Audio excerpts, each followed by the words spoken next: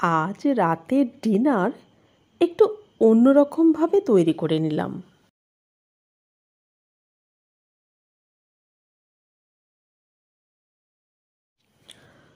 প্রথমে ফুলকপি ছোট ছোট করে কেটে নিয়ে একটু লবণ দিয়ে জলে সিদ্ধ করে নিলাম।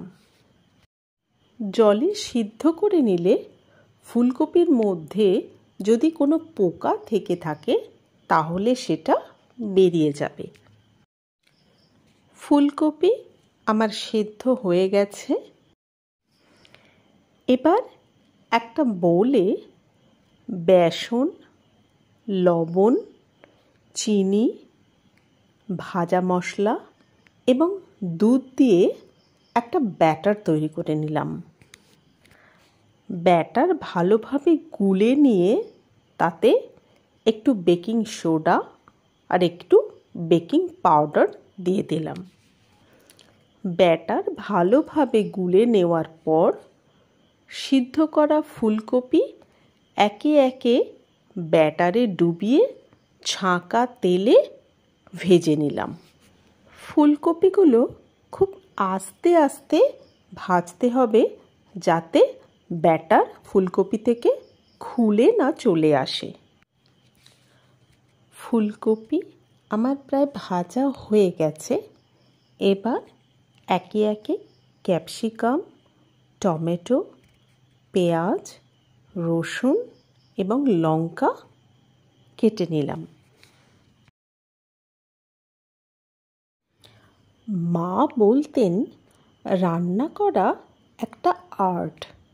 তুমি যত সুন্দরভাবে তাকে সাজিয়ে তুলবে সেই রান্নার স্বাদ তত গুণ বেড়ে যাবে।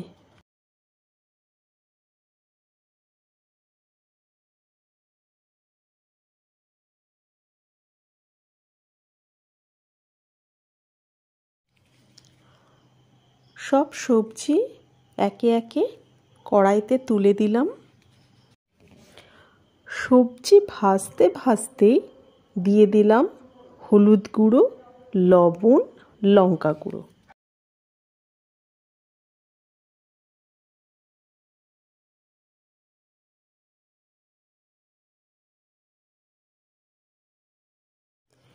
এবার একটা ছোট পাত্রে 2 চামচ cornstarch, red chilli sauce, chilli garlic sauce, tomato ketchup এবং সয়া সস নিয়ে নিলাম।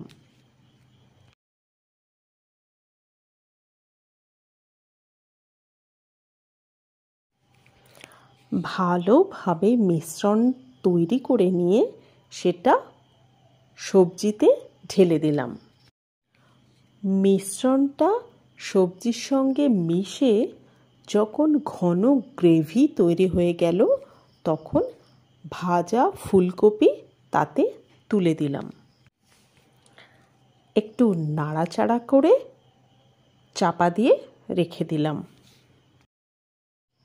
এবার একটা পাত্রে সমান সমান ময়দা এবং আটা নিয়ে নিলাম। লবণ, চিনি এবং একটু সাদা তেল দিয়ে ভালোভাবে মেখে নিলাম।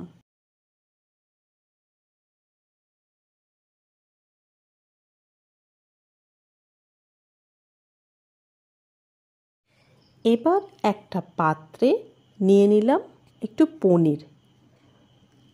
তাতে একটু লবণ, চিনি, ভাজা মশলা এবং ধনেপাতা দিয়ে পনিরটাকে ভালোভাবে মেখে নিলাম।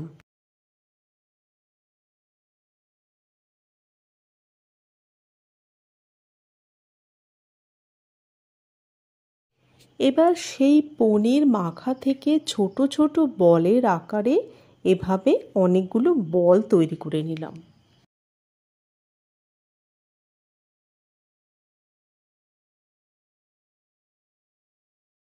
ময়দা থেকে লেচি কেটে খোলের মতো তৈরি করে পনির বল তার মধ্যে দিয়ে আটা দিয়ে বেলে নিলাম।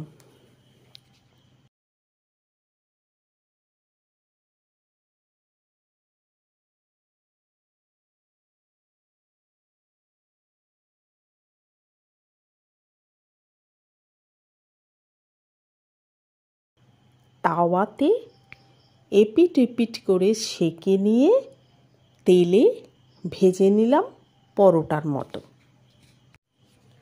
খেতে খুবই ভালো হয়েছিল। আপনারা বাড়িতে তৈরি করে তারপরে আমাকে কমেন্ট বক্সে লিখে জানাবেন কেমন হয়েছিল। ভালো লাগলে লাইক এবং সাবস্ক্রাইব করবেন।